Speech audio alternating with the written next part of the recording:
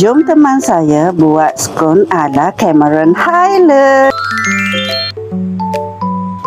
Mula-mula ayak tepung naik sendiri dan baking powder. Tepung naik sendiri tu macam dalam video saya bagi gambar tu. Kisahlah jenama apa. Ayak sampai habis lah tepung tu. Seterusnya masukkan butter yang dipotong dadu. Butter tu kena sejuk, jangan suhu bilik pula. Ramah-ramah butter bagi sebati lah. Biar dia jadi macam serebuk roti lah. Maaf lah kena guna 2 tangan kau ni. Barulah cepat kijau. Saya tak guna glove lah sebab nak makan sendiri lah. Nak tahu dia jadi serupa serebuk roti, bila kita ramah tu dia jadi gini.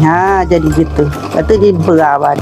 Kalau jadi gini ni jadi dah lah. Resepi penuh tengok di caption bawah dah. Masukkan gula ke dalam mangkuk. Kacau biar sebat. Masukkan susu full cream. Masukkan yogurt asli. Lepas tu ramah-ramah guna tangan. Lepas tu guna bulat spatula pada sebati. Masukkan telur yang telah dikacau. Kacau biar sebati. Kalau adunan lekat tangan, masuklah sedikit tepung naik sendiri. Lepas tu gaul biar sebati. Next ambil bokor besar, taburlah tepung naik sendiri di atas bokor tu. Lepas tu letaklah adunan di atas bokor. Saya nak bahagi kepada 4. Lepas bahagi kepada 4 tu, balut dengan plastik wrap satu persatu. Lepas tu masukkan dalam peti chiller selama 1 jam.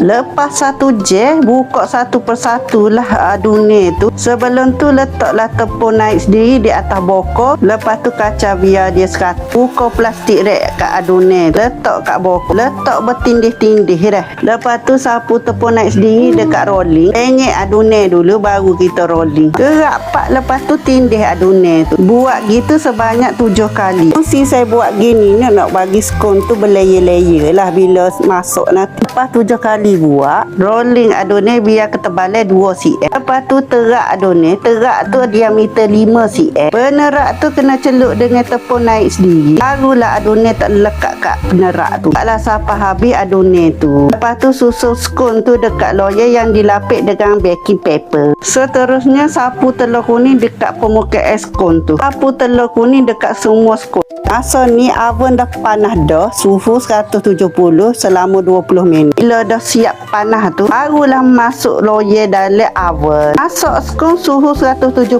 selama 7 minit, api atas bawah. Selepas 7 minit, buka dan ambil loyang tu. Lepas tu cek lah dekat tapak skon. Tengoklah kalau burn tu, kira masuk dah lah. Burn setara mana tengok dalam video saya akak tu.